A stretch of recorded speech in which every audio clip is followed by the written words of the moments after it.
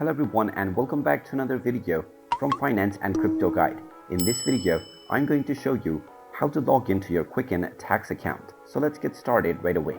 First of all, open up your web browser and then in the address bar type in myaccount.quicken.com and press enter.